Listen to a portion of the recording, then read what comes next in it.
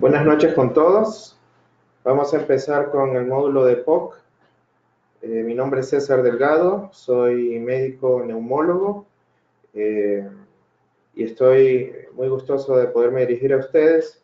Cualquier aclaración o preguntas que surjan a lo largo de la presentación, voy a estar muy gustoso de poderlas aclarar. Vamos a empezar.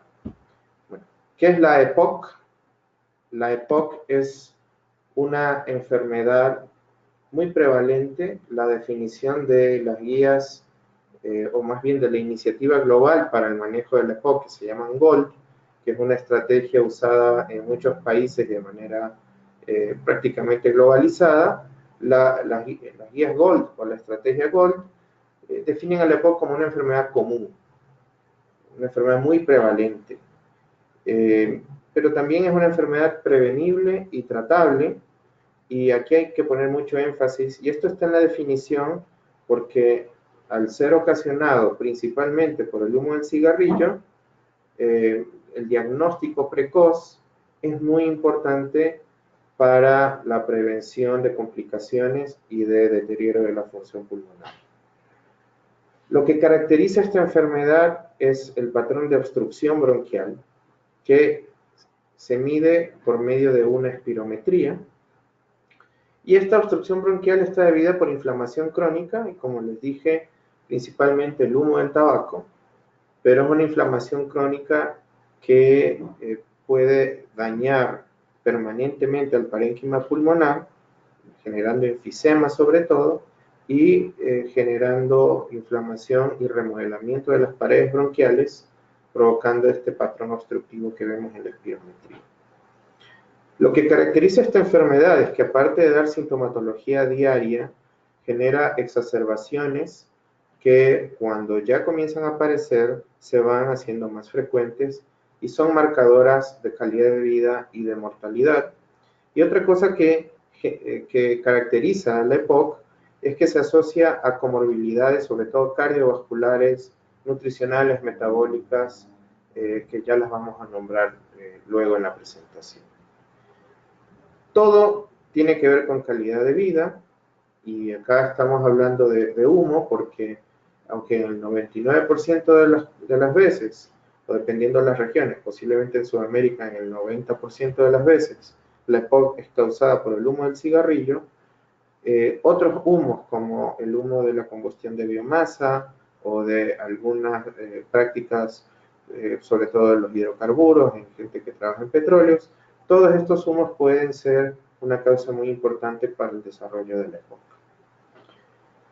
EPOC. Hace cerca de 10 años, la Organización Mundial de la Salud hizo unas proyecciones sobre cómo impactaban las enfermedades crónicas en la mortalidad general, y como ustedes pueden ver en la gráfica, se veía un descenso de enfermedades cardiovasculares, cierta estabilidad en mortalidad en cáncer, y también un descenso del infarto o de la enfermedad cerebrovascular, pero lastimosamente en las proyecciones de la Organización Mundial de la Salud se veía una tendencia de aumento de mortalidad por causas de POC sobre enfermedades crónicas como diabetes, incluso sobre accidentes y causas de violencia. Incluso se animaron a proyectar que para el 2030 la EPOC podría ser considerada la cuarta causa de muerte a nivel mundial. Como ustedes ven, la enfermedad cardiovascular, que es la principal causa de mortalidad, se veía una proyección de los últimos 30 años en descenso, a diferencia de la EPOC con aumento de mortalidad. Incluso el cáncer ha disminuido su mortalidad, pero la EPOC es una de las enfermedades crónicas, tal vez la única, donde hay un aumento de mortalidad a lo largo de los años. Y nos quedamos cortos con esta proyección de que para el 2030 iba a ser la cuarta causa de muerte. Como ven en este gráfico de tendencia de puntos, se ve claramente una proyección de aumento de tanto la prevalencia como de la mortalidad, que es global. Como ustedes ven, Sudamérica, Norteamérica, Europa, África, Asia, prácticamente todos tienen una proyección de mortalidad muy alta. India, donde hay un consumo de tabaco excesivo, es tal vez el país que mayor mortalidad se proyecta, pero como les decía, nos quedamos cortos viendo proyecciones de mortalidad Según el Global Burden of Disease, lo que decía la OMS, que para el 2030 íbamos a ser la cuarta causa de mortalidad, hoy ya se estima que más o menos la tercera causa, el día de hoy, de muerte a nivel mundial, la EPOC. Lo peor de todo es que la principal frecuencia de mortalidad ocurre en países de bajos ingresos y se estima que esta tendencia sigue al alza y de acá a unos 15 años posiblemente estemos entre las primeras causas de muerte a nivel mundial con la EPOC. Entonces esto es una enfermedad que no solo genera un impacto en la calidad de vida del individuo, también es un grave problema sanitario en todos los países, sobre todo en los países de menores recursos. El principal factor de riesgo para la enfermedad es el consumo de tabaco, y fíjense cómo en esta tabla se han igualado la prevalencia de mortalidad en ambos géneros, debido a que se ha equiparado el consumo de tabaco en las mujeres, y algunos registros de regiones o de países incluso presentan mayor mortalidad hacia mujeres que parece que están fumando más que los hombres de por hoy. En América Latina, hablando específicamente, hay dos estudios poblacionales muy importantes. El más importante en realidad es el estudio Platino, que buscó la prevalencia en 5 países de América Latina: México, Venezuela, Brasil, Uruguay y Chile. Y en esta gráfica ven también la prevalencia del estudio Prepocol, que fue un estudio poblacional para Colombia. Estamos hablando que a nivel de Sudamérica tenemos variabilidad entre los países, pero la prevalencia de EPOC seguramente va entre 8 al 14%. Hay países con valores más altos como Uruguay, posiblemente el Ecuador se parezca a Colombia y estemos en una prevalencia cercana al 8%. El problema no solo es que tenemos alta frecuencia de tener la enfermedad, sino que tenemos mucho subdiagnóstico. Como ustedes pueden ver, el estudio Platino demostró que de toda la población en la que se encontró diagnóstico de EPOC, el 88% no tenía diagnóstico de EPOC, y de la población en la que supuestamente había EPOC, hasta el 60% no tenía EPOC. Entonces, por un lado tenemos subdiagnóstico y por otro lado tenemos sobrediagnóstico. Y el problema principal es que para tener una categorización adecuada de la enfermedad hay que hacer espirometrías, y lastimosamente tenemos muy poco uso de espirometrías en la región. No solamente, y si queremos seguirnos deprimiendo, no solamente la EPOC está mal diagnosticada, sino que está subtratada. En este mismo estudio Platino podemos ver que hasta el 24% de la gente está sin tratamiento, incluso en estrategias básicas como hacer cesación tabáquica o como la vacunación para influenza o neumococo. En la vacunación, en el mejor de los casos, en Chile llega al 50% de la gente con EPOC, y en cesación tabáquica prácticamente intervención como tal se hace en menos del 5% en todos los países de la región. ¿Cómo hacemos diagnóstico? Ya habíamos hablado un poco del tema de hacer espirometría. ¿A quién deberíamos hacerle? A pacientes que vienen con síntomas, con historia de tabaquismo o de exposición a otro tipo de humos. Lógicamente hay que hacerles a todos ellos, pero tomamos en cuenta que hay un umbral de la consulta donde ya el paciente está haciéndose sintomático, y lastimosamente para cuando ya son sintomáticos han pasado 10 años de tener alteraciones bioquímicas o celulares y funcionales pulmonares. Hay varias estrategias de hacer screening en pacientes para hacer diagnóstico temprano de la enfermedad. Generalmente se habla de toda persona mayor de 40 años con historia de tabaco debería tener por lo menos una espirometría en la vida, y sin duda a todas las personas con síntomas como disnea, tos o producción de expectoración diaria deberían tener siempre una espirometría para poder hablar de la EPOC.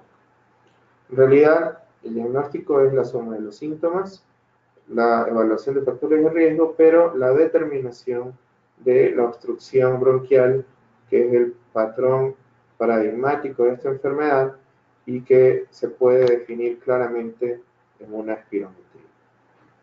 ¿Cuáles son los factores de riesgo? El tabaco, lógicamente, largo. Nosotros hacemos una estimación de paquetes año, es decir, el número de cigarrillos fumados por día para la cantidad de años de fumar, de tal manera que si alguien ha fumado 20 cigarrillos al día, que es un paquete al día por 10 años, serían un paquete al día por 10 años, son 10 paquetes años, o media cajetilla, que serían 10 cigarrillos al día, por 20 años también serían 10 paquetes al año.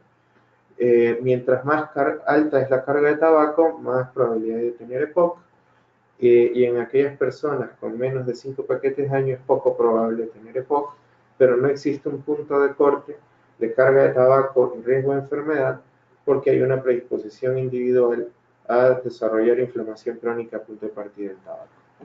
Los otros factores de riesgo son el humo de biomasa, generalmente más de 200 horas año es un punto de corte para hablar de mayor probabilidad de tener factores de riesgo, y luego hay factores ambientales, laborales y otros factores que no son necesariamente noxas para el pulmón, pero que tienen alta relación con mayor frecuencia de la enfermedad, como bajo nivel socioeconómico, enfermedades respiratorias en la infancia y también factores genéticos que en realidad influyen en menos del 1% de toda la enfermedad, sobre todo con gente que tiene deficiencia de la enzima alfa-1 antitripsina. ¿Cuáles son los factores ambientales más importantes? El tabaco, como ya vimos, mientras más roja es la flecha y más gruesa es la flecha, más pesa. Luego viene lo laboral, el carbón mineral. Dentro de lo laboral, los hidrocarburos son los más importantes, pero carbón mineral, consumo de biomasa, e incluso la propia polución se han descrito como factores de riesgo que influyen en el desarrollo de la EPOC. Cuando hablamos de biomasa o de exposición al humo de biomasa, hablamos de esto: gente que cocina con leña en lugares cerrados con poca ventilación. Pues prender un asado una vez al mes no cumple el criterio de biomasa, y normalmente debemos, así como lo hacemos con el tabaco, debemos cuantificar en la medida de lo posible la exposición al humo de leña de la misma manera. Bueno, hay otros agentes ocupacionales en minería, en metales pesados, los hornos. Nosotros vemos muchos pacientes con hornos de ladrillo que, aunque no han fumado, tienen alta probabilidad de desarrollar trastornos como la EPOC. Esta tabla es sacada de las guías de ALAT, que es la Sociedad Latinoamericana del Tórax. Básicamente nos indica un algoritmo diagnóstico para llegar a la conclusión de un paciente con EPOC. Lo más importante es tener identificado al paciente tanto por síntomas o por factores de riesgo, porque alguien puede ser asintomático y con los factores de riesgo o exposiciones adecuadas ya puede tener EPOC. Y a este paciente que tiene síntomas o factores de riesgo, siempre hay que hacer una espirometría. Si en la espirometría no hay obstrucción, pues no hay diagnóstico de EPOC y punto. Si en la espirometría sí hay obstrucción, lo más probable es que tenga EPOC.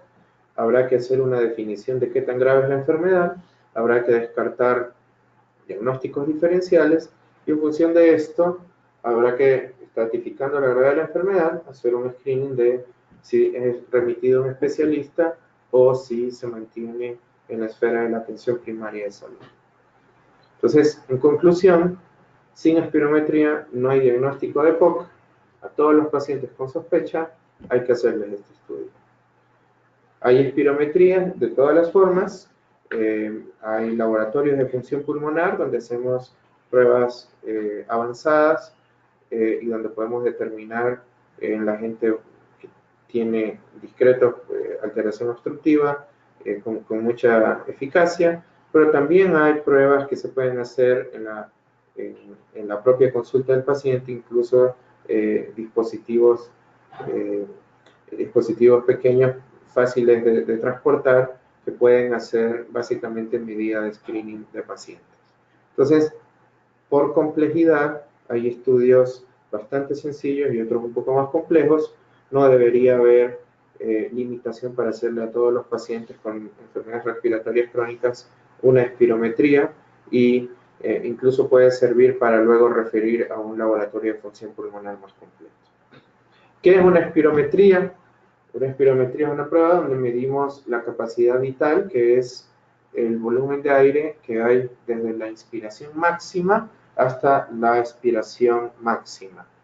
Esa capacidad vital, como lo hacemos en una prueba forzada, donde pedimos que el paciente saque todo el aire de una sola vez, se llama capacidad vital forzada.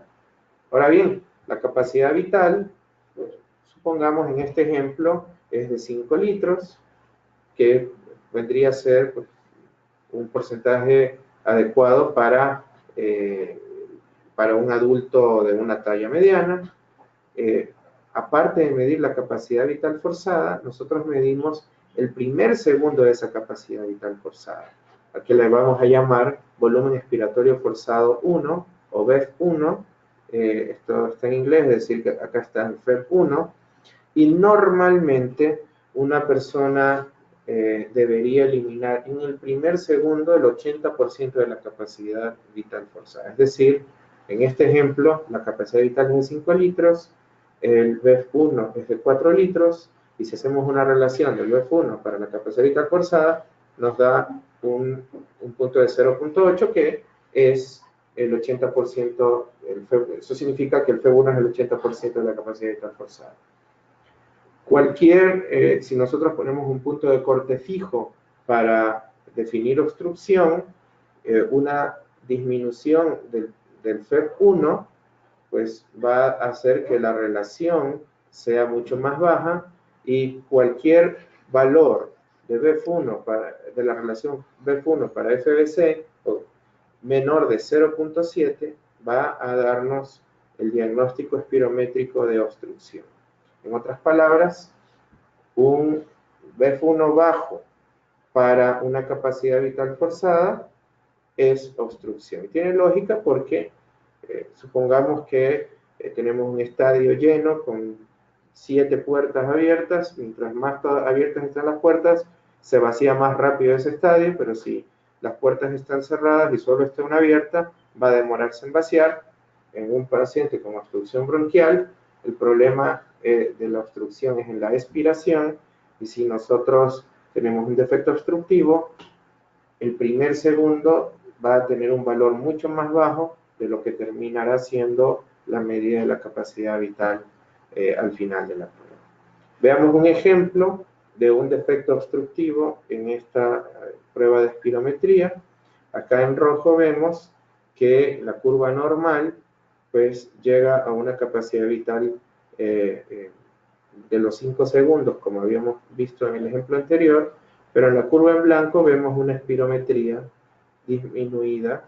Ya la capacidad vital está en 3.2 litros, pero lo más importante es que el FEV1 está considerablemente más disminuido para la capacidad vital. Y si hacemos la relación FEV1 para FVC, en este ejemplo nos da 0.56, es decir, está menos de 0.7, es obstrucción.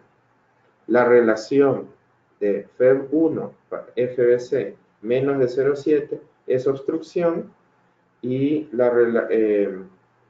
con eso diagnosticamos obstrucción en la espirometría. ¿Cómo evaluamos qué tan grave es esa obstrucción? Viendo qué tan disminuido está el FEV1. En otras palabras, la relación FEV1-FVC baja da diagnóstico de obstrucción, y el FEV1 nos ayuda a entender qué tan grave es esa obstrucción. Aquí tengo una espirometría, un ejemplo normal de la vida diaria. Esto es una mujer de 64 kilos que mide 1,57, tiene 69 años. Estos datos en una espirometría son tremendamente importantes porque primero, generalmente una computadora, el propio equipo de espirometría, calcula un valor predicho para ese paciente en función de el género, de la talla, de la edad, del peso, según la fórmula predictora. Entonces nosotros aquí tenemos una columna con valores esperados para el género y la talla del paciente. Luego tenemos lo que hizo el paciente propiamente dicho, y luego tenemos una columna con los porcentajes que equivalen los valores medidos para lo esperado. Entonces, en este ejemplo, lo primero que tenemos que mirar es la relación F1-FBC. Se esperaba 72, pero la señora hace 53 o 0,53, está por debajo de 70, está obstruido, punto. Queremos ver qué tan grave es la obstrucción. El F1 esperado era 1,86, lo que hace el paciente es 1,09, está al 58% de lo esperado, y ese porcentaje del predicho es lo que nos va a estratificar sobre la gravedad de la espirometría. Ahora, estos valores que estamos obteniendo aquí, como ustedes ven, acá dice pre, es una curva que se ha hecho sin broncodilatador. Un dato muy importante es que generalmente los pacientes con EPOC no tienen respuesta espirométrica al broncodilatador, y cuando se les aplica broncodilatador, pues básicamente en la curva post-broncodilatador no hay mayores cambios en relación a la pre-broncodilatadora. El diagnóstico de la EPOC debe hacerse en la curva post-broncodilatadora. Aquí vemos que la relación F1-FBC sigue en 58%, y aquí vemos que el F1 está alrededor del 67%. En otras palabras, la obstrucción la tenemos que buscar acá en la curva post-broncodilatadora. Si la relación F1-FBC está por debajo de 70 o de 0,7, es obstrucción, y en el porcentaje del predicho F1 evaluaremos la gravedad de esa obstrucción. Aquí quería hacer un acápite dentro del diagnóstico diferencial con el asma, porque en ambas enfermedades se observa obstrucción bronquial con el patrón espirométrico que les había contado, es decir, un F1, una relación F1-FBC disminuida para por debajo de 0,7. Y en ambas enfermedades vamos a encontrar ese patrón obstructivo. Una de las principales diferencias del asma contra la EPOC es que en la espirometría hay reversibilidad, es decir, que hay cambios del F1 mayores al 12% luego de la administración del broncodilatador, con más de 200 ml de cambio del F1.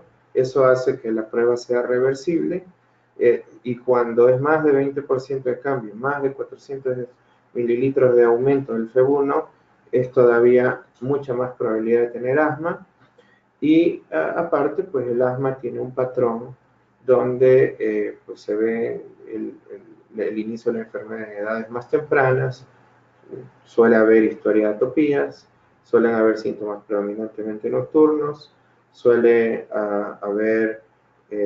no haber historia de tabaquismo, cuando en la EPOC generalmente se diagnostica después de los 40 años, no hay variabilidad en la espirometría y hay una exposición de tabaquismo o de cualquier otro tipo de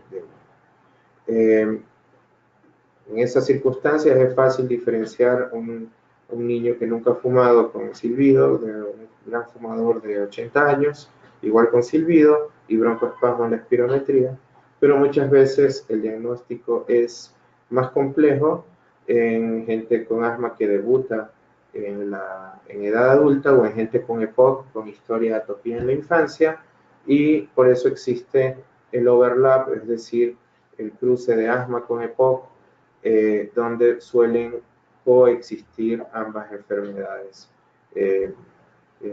generalmente. Bien, ¿cómo evaluamos la gravedad? Ya habíamos definido un poco en función del F1.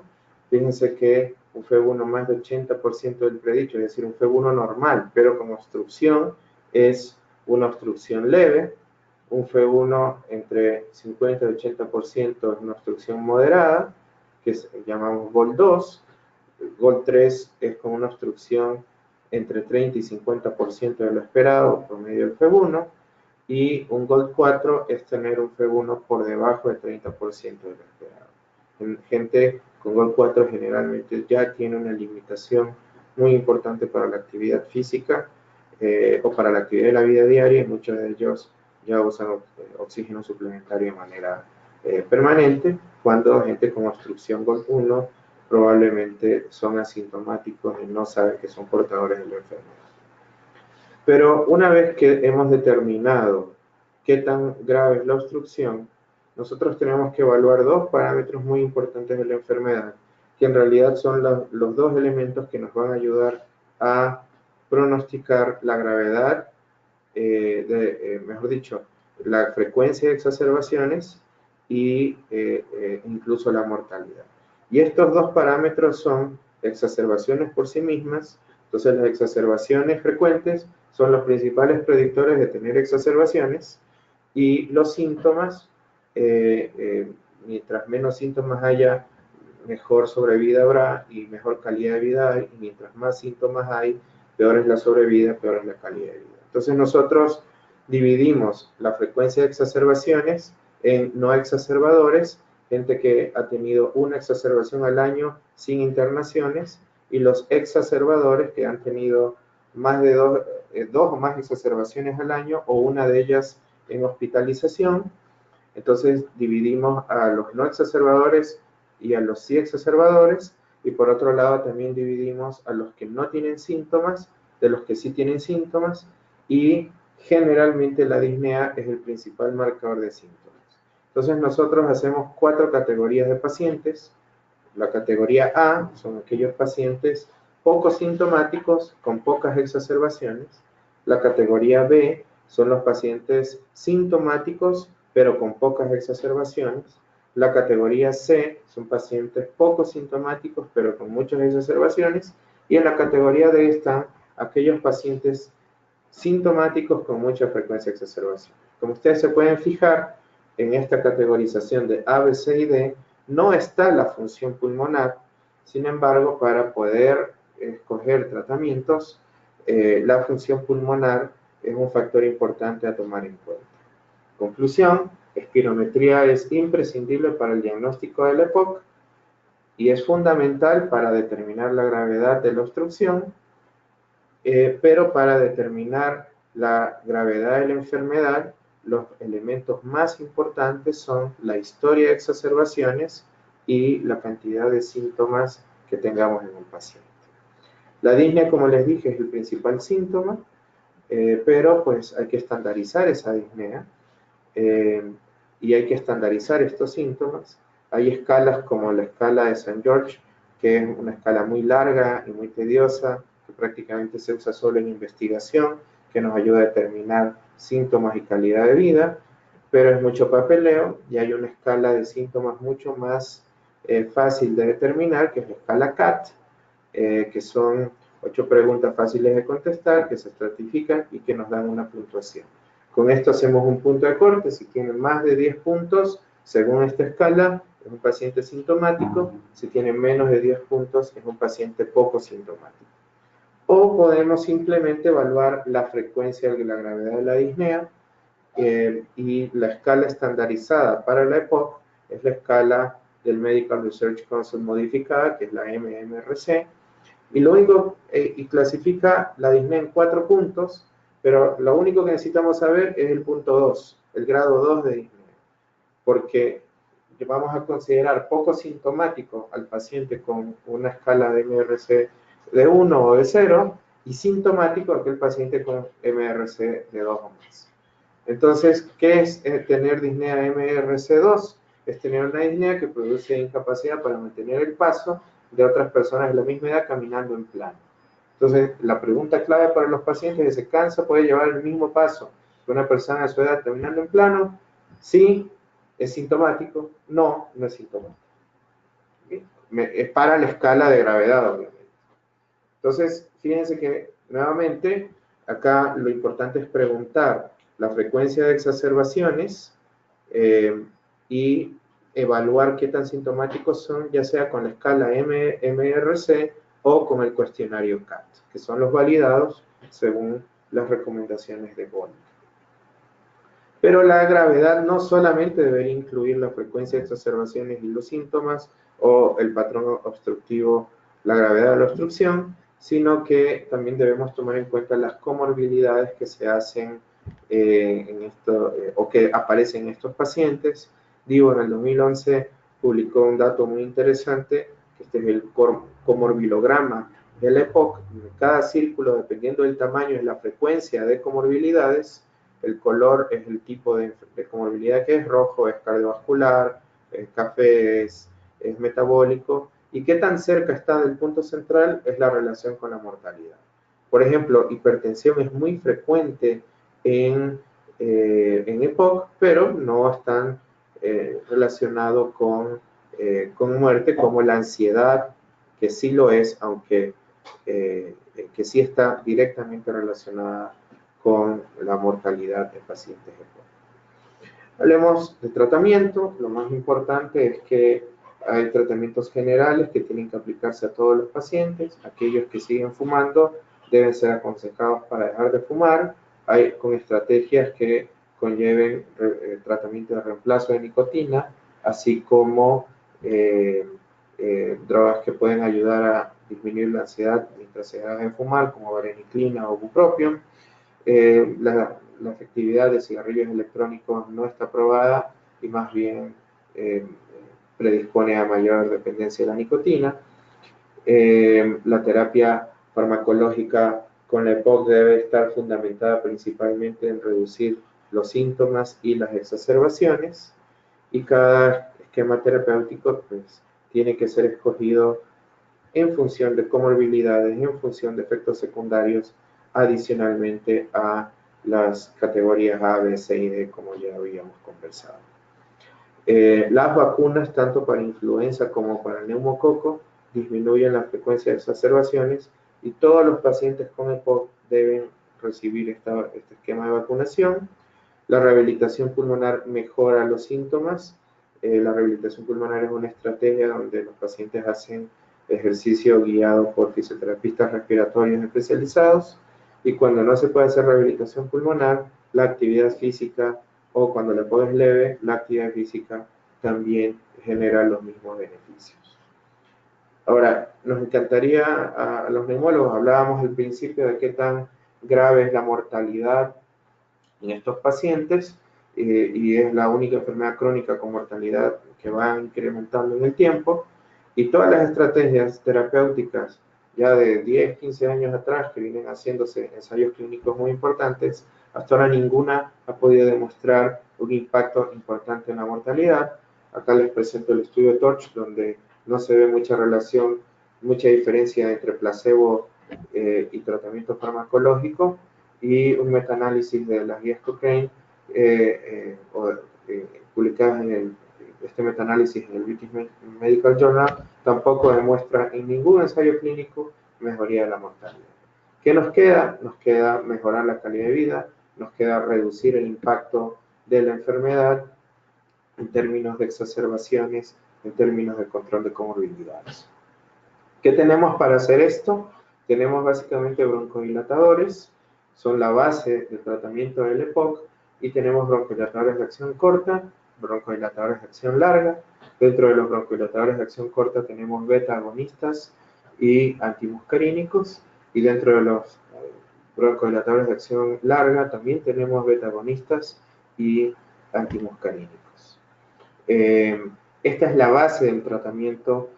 Todo paciente con EPOC debería tener alguna forma de tratamiento con broncodilatadores, y luego quedan para poblaciones muy específicas los corticoides inhalados, quedan para todavía poblaciones mucho más específicas metilxantinas y otro tipo de inhibidores de fosfodiesterasa 4 como el roflumilast, y los corticoides sistémicos quedan única y exclusivamente limitados para tratar las exacerbaciones del EPOC.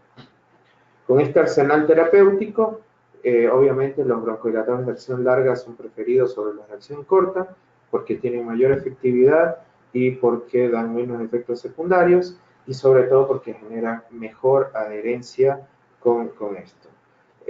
Nuevamente las metas para el tratamiento del EPOC son reducir síntomas y reducir riesgos. Esta es la tabla de Gold que nos habla nuevamente los pacientes agrupados en 4 categorías, A, B, C y D, y el esquema de elección para cada paciente. En el grupo A, el esquema más recomendado es un broncodilatador. Antes, en las guías de hace 2 años, decía un broncodilatador de acción corta, ya sea un beta-agonista de acción corta como salbutamol o un antimuscarínico de acción corta como el ipratropio. Pero ahora estamos con la recomendación es un broncodilatador porque habrán pacientes que se beneficien del uso de broncodilatadores de acción larga como tiotropio si es antimuscarínico o indacaterol o bilanterol o olodaterol si es que son broncodilatadores de acción larga. Hay varios ensayos que han demostrado que el deterioro de la función pulmonar se da desde las primeras etapas, donde más caída de la función pulmonar está en las primeras etapas de GOLD, de obstrucción GOLD, y es importante intervenir en este punto para que los pacientes se beneficien de mayor prevención y por lo tanto el uso de broncodilatadores de acción larga no debería ser una opción muy ocasional, sino debería evaluarse el paciente. Hay un trabajo publicado el año pasado en una población china donde la intervención con tiotropio, un antimuscarínico, un broncodilatador de acción larga, mejoró la función pulmonar y redujo las exacerbaciones en pacientes con EPOC temprano. En el grupo B, ¿quiénes son los del grupo B? Gente con pocas exacerbaciones, pero más síntomas, mucha más disnea, y allí se recomienda de plano un broncodilatador de acción larga, ya sea un beta-agonista o un antimuscarínico, y en el supuesto de que persistieran los síntomas, hacer broncodilatación doble con la combinación de ambas categorías. Ya desde hace 10 años hay un estudio muy importante que es el estudio UPLIFT, donde se demostró el beneficio en monotratamiento del tiotropio versus el placebo y el efecto del tiotropio, que es el broncodilatador más estudiado en la EPOC, se ha mantenido a lo largo de estos 10 años y dentro de, si queremos, porque además tiene un efecto protector frente a las exacerbaciones, así que es un broncodilatador para escoger como de primera acción en monotratamiento, tanto en el grupo B como en el grupo C, que es lo que vamos a mostrar ahora. ¿Quiénes están en el grupo C? Aquellos pacientes con pocos síntomas, pero muchas exacerbaciones. Y si tenemos pocos síntomas, muchas exacerbaciones, posiblemente monotratamiento es la mejor alternativa. Y acá, como ya les había demostrado en el estudio UPLIFT, un LAMA, es decir, un antimuscarínico de acción prolongada, sería el mejor punto de partida para hacer monotratamiento. Peor todavía si hay exacerbaciones frecuentes. ¿Qué pasa si persisten las exacerbaciones frecuentes? Hay una alternativa de usar corticoides inhalados con broncodilatadores y otra alternativa de usar nuevamente la asociación de ambos broncodilatadores. Vamos a ver por qué uno, por qué otro. En el estudio TORCH que les hablaba al principio, que no demostró beneficio en mortalidad, en este estudio se usó fluticasona con salmeterol, un corticoide más un broncodilatador de acción larga, beta-agonista, y aunque no se demostró el primer objetivo que era reducción de mortalidad, sí que se demostró reducción en la tasa de exacerbaciones, sobre todo cuando se asociaba corticoides inhalados y broncodilatadores. Luego vino el estudio SPIRE, que también demostró igual beneficio en control de exacerbaciones que el tiotropio, que ya había demostrado en el estudio UPLIFT beneficio de control de las exacerbaciones, pero lo que nos mostró el INSPIRE es que los pacientes se quedaban más tiempo usando corticoides inhalados con broncodilatadores y tenían menos mortalidad. Ahora, lo paradójico de este tema es que los corticoides inhalados en el EPOC se ha demostrado hasta la saciedad que aumentan el riesgo de neumonía. Por eso es que las recomendaciones GOLD ponen al LAMA como primera alternativa, es decir, los antimuscarínicos de acción larga como primera alternativa en el tratamiento con el EPOC, y como tercera opción el corticoide inhalado con el AVA, porque aunque el corticoide inhalado previene bastante bien las exacerbaciones, casi que igual que el LAMA, tiene mayor probabilidad de neumonías, algo que no es frecuente con el uso, cuando no se usan corticoides inhalados. Pero ¿por qué es la tercera opción? Porque los LAVAs y los LAMAs juntos también han demostrado prevenir exacerbaciones. Y por eso es la segunda opción para el grupo C y la primera opción de tratamiento para el grupo D, es decir, aquellos pacientes que tienen muchos síntomas y muchas exacerbaciones. ¿Y por qué? Hay varios estudios, pero les traigo aquí el estudio FLAME. El estudio FLAME es un ensayo que comparó fluticasona salmeterol, es decir, lo que ya INSPIRE y TORCH habían demostrado que prevenía exacerbaciones, versus la combinación de dos broncodilatadores de acción larga, el indacaterol, un beta-agonista, con el bicopirronio, un antimuscarínico. Y lo que se vio en este estudio es que había una disminución de todas las exacerbaciones generales, inclusive en las exacerbaciones moderadas y graves de pacientes con GOLD-D, es decir, exacerbadores sintomáticos y con función pulmonar limitada. Y en este mismo ensayo se ve claramente un beneficio de exacerbaciones para la combinación de broncodilatadores dobles, a diferencia de corticoides inhalados con broncodilatador, con menor frecuencia de neumonías. Entonces, la combinación de un LAMA con un LAMA es el tratamiento estándar de inicio para pacientes GOLD-D y es una opción muy válida para pacientes GOLD-C o GOLD-B si es que no se hace un control adecuado de síntomas. Y la prevención de exacerbaciones está dada por la potencialización del broncodilatador con, según el estudio FLAME, un mayor beneficio que los corticoides inhalados. Hay otros estudios que se han replicado con otras combinaciones de broncodilatadores, como el bilanterol con el bumeclidinium, donde también se demostró un beneficio de exacerbaciones, y el tiotropio con el lodaterol, que es otra muy buena combinación de broncodilatadores de ambas categorías, también ha demostrado esto. En otras palabras, no hay un mayor efecto de clase. Todas las asociaciones broncodilatadoras no solo que mejoran radicalmente los síntomas como la disnea, sino que también previenen la frecuencia de exacerbaciones. ¿Qué pasa si el paciente sigue estando muy sintomático? Entonces, o tienen sobre todo, siguen teniendo muchas exacerbaciones, ahí podríamos, a riesgo de tener neumonías, considerar la asociación de corticoides inhalados. El estudio IMPACT, que salió este año, en mayo de 2018, demostró que la triple terapia, sobre todo con un solo inhalador, disminuía la tasa de exacerbaciones comparadas con broncodilatación doble. Lógicamente, siguió persistiendo el efecto del de neumonías relacionadas al corticoide inhalado y siguió persistiendo esto sin generar mayor mortalidad, pero también generando una mejor respuesta funcional por las espirometrías que se hicieron de control.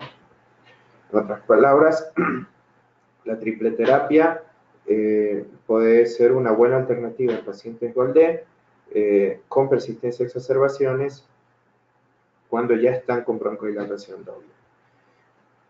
Aquí es importante también tener claro que lo que nos plantea GOLD en las 4 categorías con estas estrategias de tratamiento es un enfoque exclusivamente farmacológico.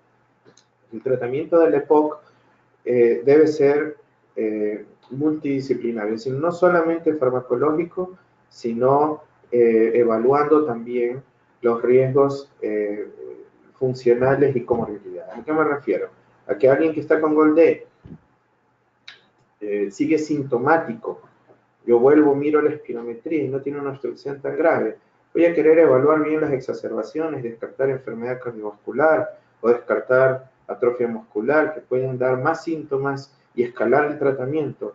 No me va a servir tanto como mejorar su enfermedad cardiovascular o rehabilitar ese músculo atrofiado. Y si el paciente efectivamente, antes de escalonar tratamientos, podríamos plantear oxígeno, si es que la función pulmonar es muy baja, rehabilitación respiratoria, si la función pulmonar es baja, o si no hay una explicación de tanta persistencia de disnea, tratar y buscar comorbilidades que las puedan explicar. Y solo si ya está todo tratado, poder subir y seguir escalonando los tratamientos. También se habla de roflumilast, que es una medicina que no está disponible en el Ecuador, en los pacientes EPOC exacerbadores frecuentes, que tienen mucho fenotipo bronquítico crónico, con mucha producción de flema. Es una droga que ha disminuido en asociación, no por sí sola, la frecuencia de exacerbaciones, pero tiene muchos efectos gastrointestinales y provoca pérdida de peso y generalmente no se usa mucho, incluso en los países donde está disponible. Y la posibilidad en aquellos pacientes con mucha producción de flema de usar macrólidos de forma continua en dosis bajas también presenta bastantes beneficios. Quiero terminar hablando nuevamente de las 4 categorías A, B, C y D. Acá nos fijamos, como les digo, mucho en el broncodilatador. Deberíamos siempre asociar la posibilidad de oxígeno, la posibilidad de rehabilitar el músculo de estos pacientes, la posibilidad de diagnosticar comorbilidades escondidas, pero no olvidarnos de 2 estrategias que tienen que ser básicas en todos los pacientes, independientemente de la gravedad, que es la cesación tabáquica y la vacunación.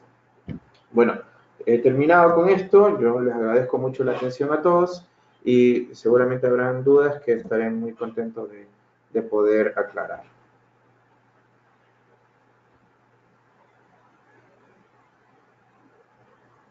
Si hay alguna pregunta, no sé si me pueden escuchar, pues estoy aquí muy pendiente de cualquier aclaración que pueda haber.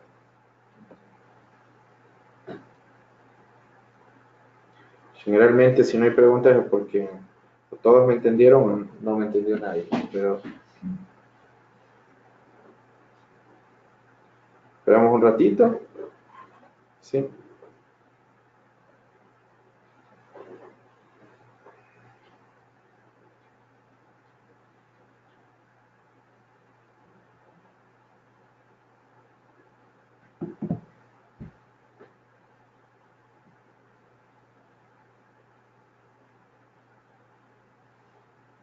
Si no preguntan, yo pregunto.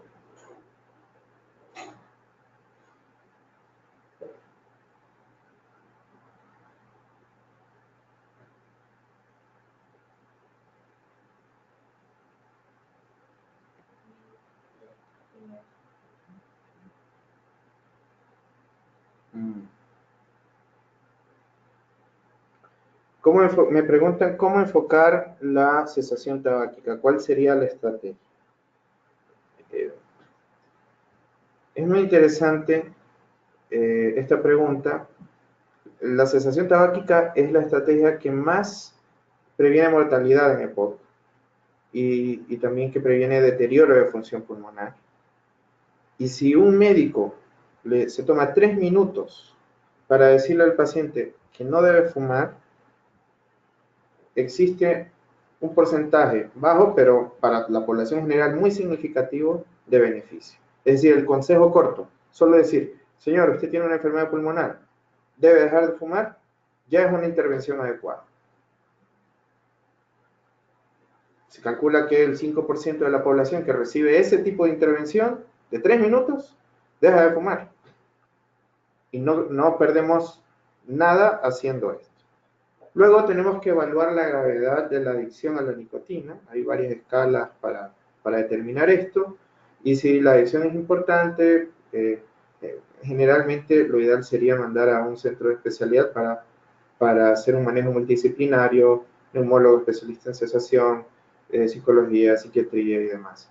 Básicamente hay que determinar el grado de dependencia, definir qué tan dispuesto está el paciente para hacer cesación de tabaco y si hay nivel de dependencia importante, ofrecer estrategias de suplemento de nicotina, generalmente nicotina de acción de liberación lenta como parches, más nicotina de liberación rápida como caramelos, chicles o sprays nasales, y eso asociar con bupropión o vareniclina. Entiendo, sé, y esto es un problema que vemos todos los días, de la poca disponibilidad de suplementos de nicotina limpios, así como la vareniclina que no está disponible en el Ecuador, pero pues la estrategia de combinar bupropión y nicotina da muy buenos resultados.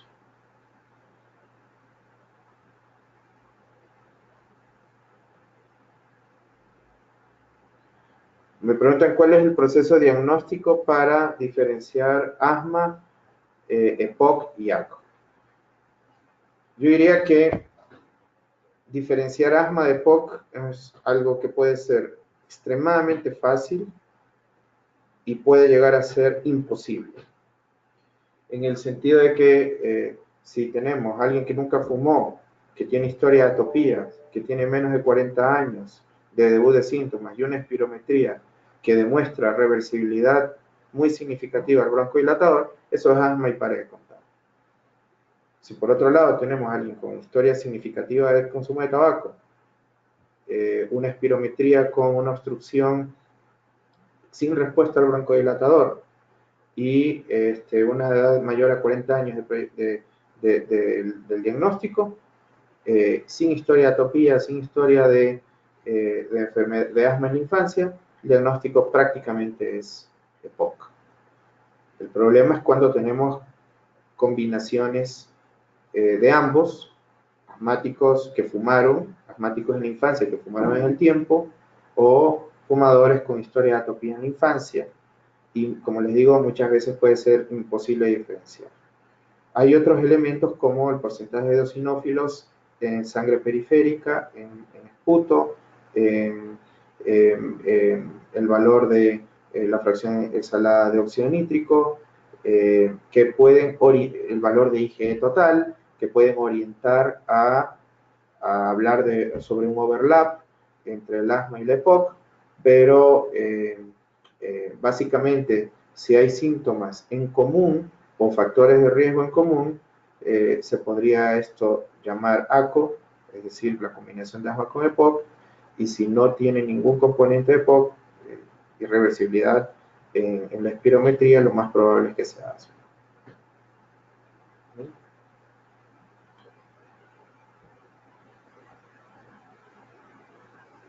Me preguntan cuál... esta pregunta ya la miramos. En un trabajador expuesto a factores de riesgo, especialmente químicos, se puede predecir por espirometría en los diferentes controles. A ver, en un trabajador expuesto a factores de riesgo, especialmente químicos, se puede predecir por espirometría en los diferentes controles. No entiendo muy bien la pregunta, pero toda persona en riesgo, algunos químicos como vimos en las diapositivas, cadmio, sobre todo ácidos inhalados, hidrocarburos inhalados, tienen mucha relación con el desarrollo de EPOC y generalmente todas las personas que trabajan, que tienen trabajo de riesgo, se hacen espirometrías preocupacionales y controles espirométricos anuales ocupacionales. Si es que en estas espirometrías hay un diagnóstico espirométrico de obstrucción, porque eso es lo único que puede decir una espirometría, tiene obstrucción o no tiene obstrucción, entonces el diagnóstico puede orientarse hacia la EPOC si es que se descarta diagnósticos como el asma, por ejemplo. ¿Sí?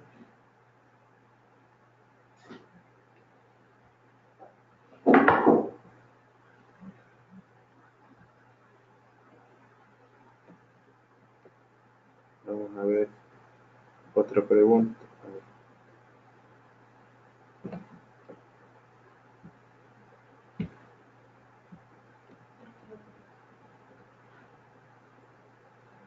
En fumadores pasivos, a ver.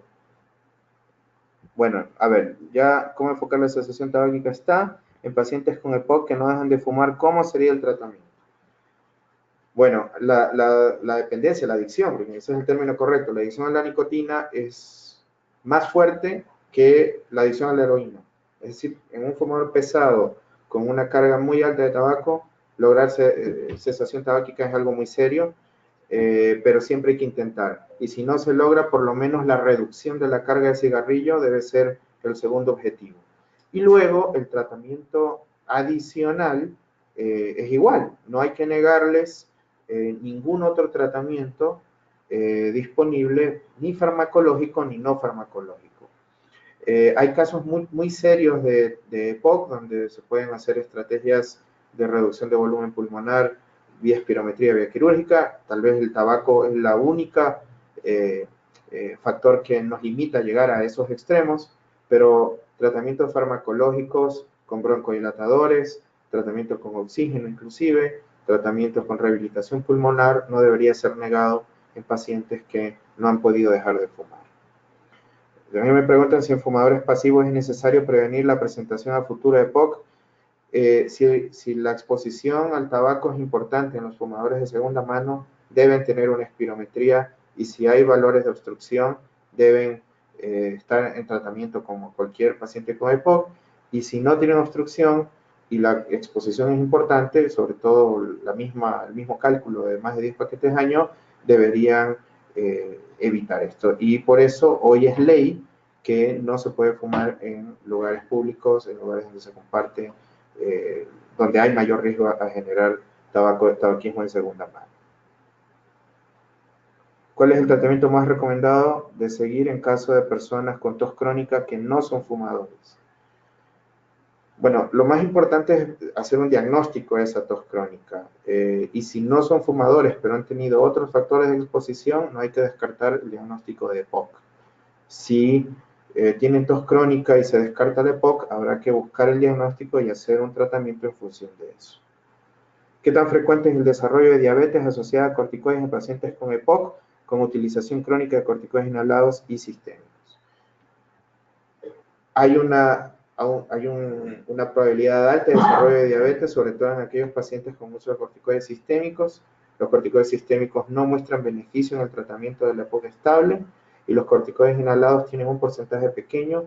En la gente que ha usado pequeño, es decir, la población que se beneficia de corticoides inhalados es aquellos que son exacerbadores, que siguen con síntomas después de broncodilatación doble, y sobre todo un subgrupo de ellos que tienen un valor alto de eosinófilos, que es un factor que puede predecir el beneficio del uso del corticoide inhalado. Solo en ellos deberíamos usar corticoides inhalados. Sin embargo, el uso de corticoides inhalados no tiene mayor probabilidad de desarrollar diabetes que cualquier otro.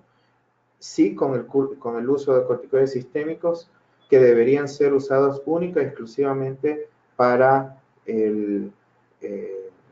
las exacerbaciones. Y precisamente nuestro esfuerzo debe ser orientado a disminuir la frecuencia de exacerbaciones, entre otras cosas, para disminuir el uso de corticoides.